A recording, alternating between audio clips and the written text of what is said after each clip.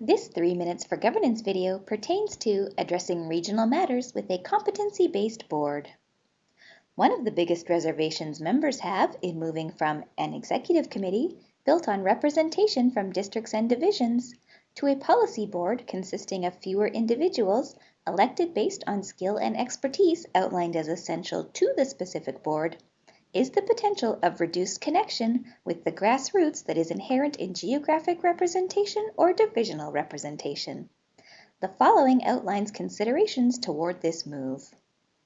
Currently, the Executive Committee members are elected by the entire membership to represent BC Hockey in a division or district. It is not uncommon that directors come from or are members of a division or district other than that for which they are responsible. So even in the existing structure, the Executive Committee does not have members that specifically represent a district or division. They in fact represent the whole of BC Hockey. In order to discuss board-member relation, we must start with the delivery design.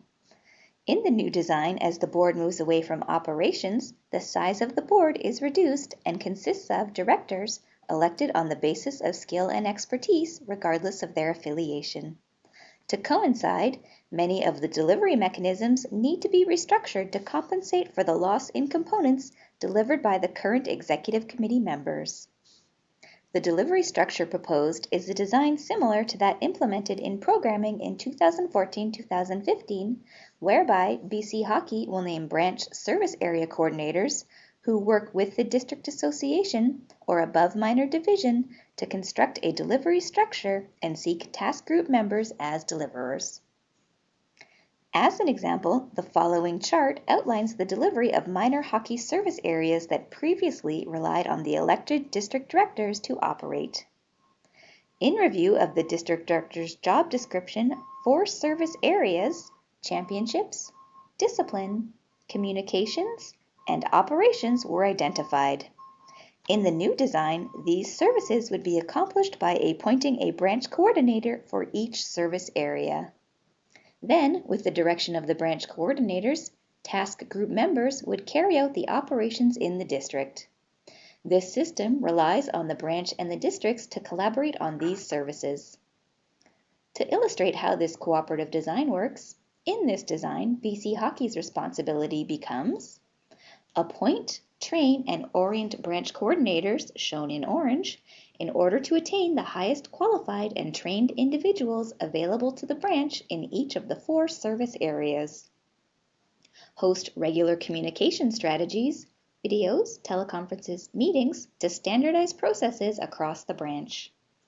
Assist district associations in identifying individuals willing to serve as task group members, shown in green, as well as train and orient task group members.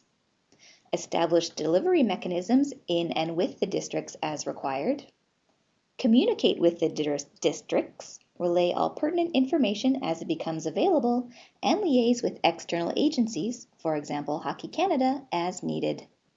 Ensure recommendations from task groups and branch coordinators are represented at minor meetings, and assemble branch reports.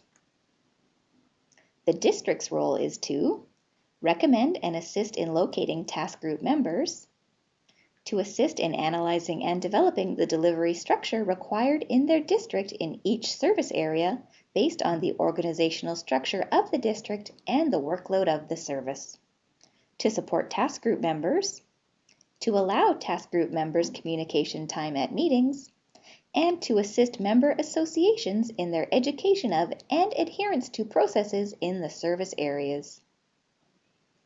There is no question that in the day-to-day delivery of services, the task group members will be on the front line with our participants and experience items that require discussion and consideration for change. The task group members need an avenue to bring forward regional or divisional concerns that can eventually be addressed by the board. There are 2 ways to accomplish this: task group input and representation on the minor committee.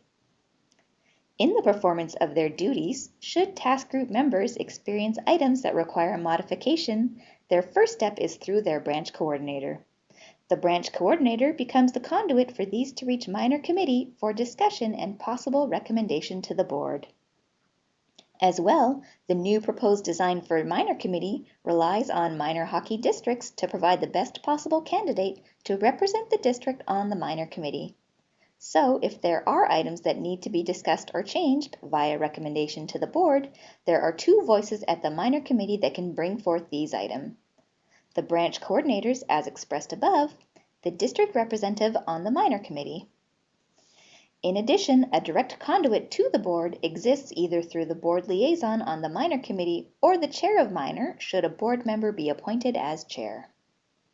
It is felt this operational design can be a successful avenue to address regional or divisional operational items with the proposed policy board. It is beyond the scope of this particular video to pay attention to the democratic process involved in the discussion, recommendation, and resulting notices of motion that result in changes to bylaws and regulations. But certainly the interaction of the board with members is of utmost importance in this process as well. This is certainly another whole system of how the board must stay in touch with the members.